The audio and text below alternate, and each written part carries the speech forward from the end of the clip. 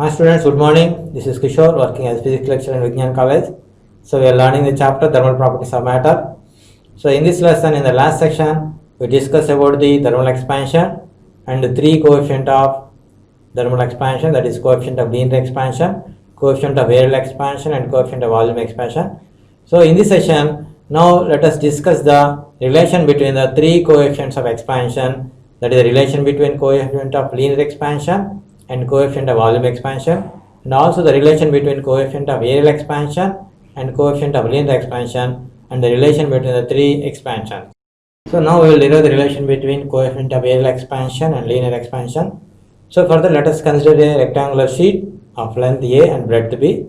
So initial length is A and the breadth is B. Now when this rectangular sheet is heated to a temperature of delta T, the length increases by delta A, whereas the breadth is increased by delta B.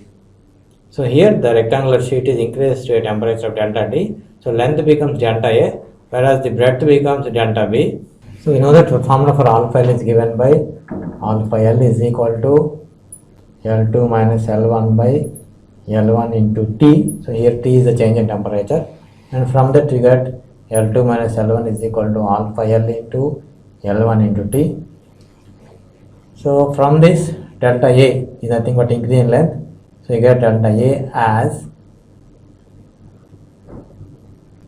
alpha L into A into T, whereas delta B as alpha L into B into T.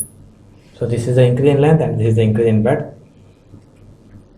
So here the delta A1 becomes equal to A into delta B, and delta A2 becomes equal to B into delta A, and delta A3 is equal to delta A into delta B. So when this rectangular sheet is heated to a temperature of delta T, so first the length increases by delta A and then the breadth increases by delta B. So there are three areas. So delta A1 is nothing but A into delta B, whereas delta A2 is nothing but B into delta A, and delta A3 is nothing but delta A into delta B. And the total change in area we get as delta A is equal to delta A1 plus delta A2 plus delta A3. And delta A1 is nothing but A into delta B plus delta A is nothing but B into delta A plus delta A3 nothing but delta A into delta B. So and here delta B is nothing but A into alpha L into B into T, whereas B into delta A is nothing but alpha L into A into T, and delta A is nothing but alpha L into A into T, and here it is alpha L into B into T.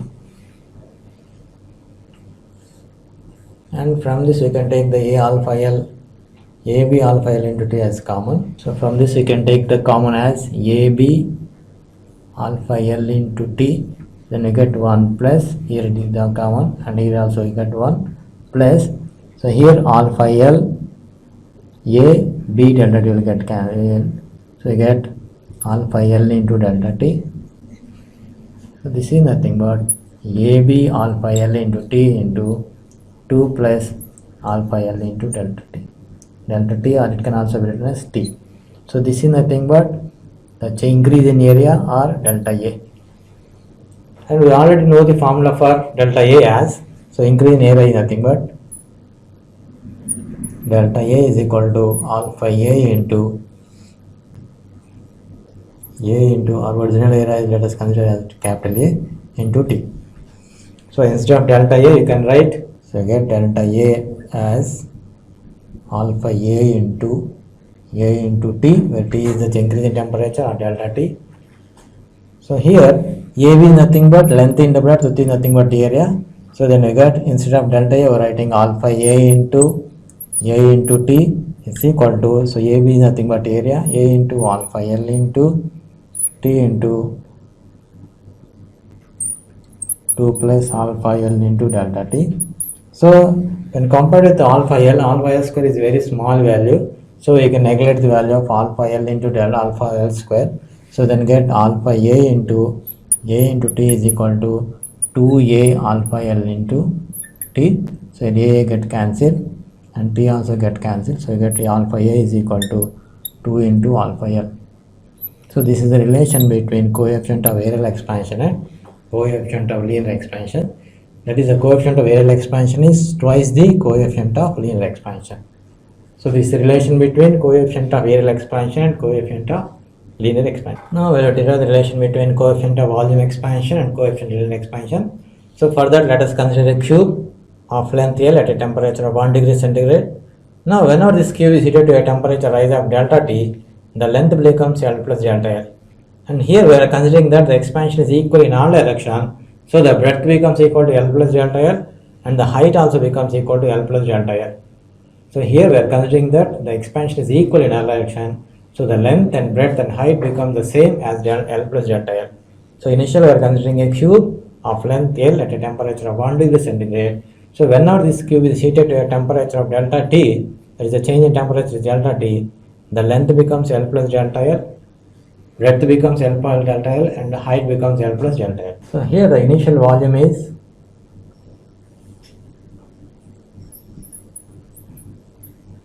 V1 is equal to length into breadth into height. So it becomes L into L into L. So it is L cube.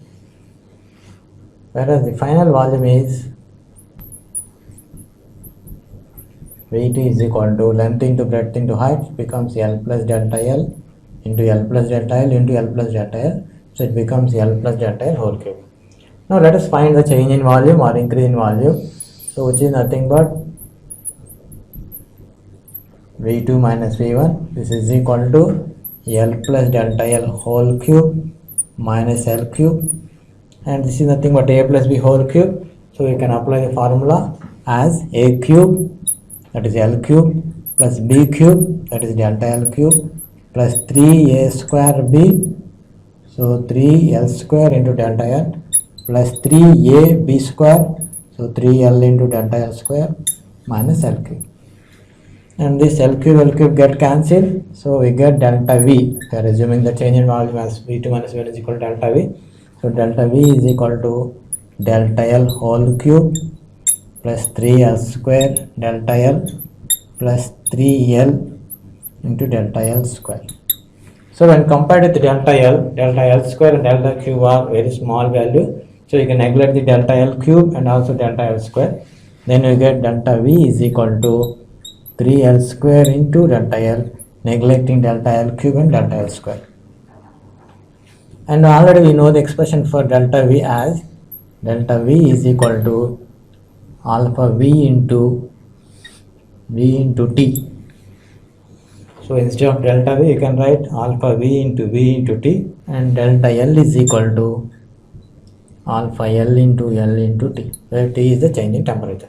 So now out these two values in this equation, then we get delta V is alpha V into T is equal to 3 into L square into delta L is nothing but alpha L into T.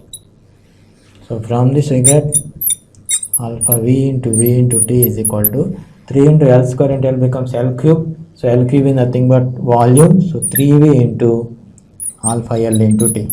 So now we get cancel V and T in this equation. Then we get alpha V is equal to 3 alpha L. That is the coefficient of volume expansion is 3 times the coefficient of linear expansion. So this is the relation between coefficient of volume expansion and coefficient of linear expansion. The coefficient of volume expansion is 3 times the coefficient of linear expansion. And now we can find the relation between the 3 coefficients of expansion. Now we will derive the relation between the 3 coefficients of linear expansion. So already we get the coefficient of volume expansion is 3 times the coefficient of linear expansion.